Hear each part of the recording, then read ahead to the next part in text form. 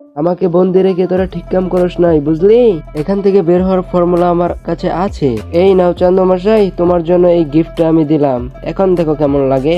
এই তো আমার বড় ভাই চলে এসে। কিভাবে এখানে বন্দি হলি ভাই? যেভাবেই হোক তোকে এখান থেকে নিয়ে যাবো ভাই, তোর কোনো চিন্তার কারণ নেই। চলে আয় আমার সাথে। কি এ দেখা যায় সব জায়গায় সিকিউরিটি গার্ড দিয়ে রেখেছে।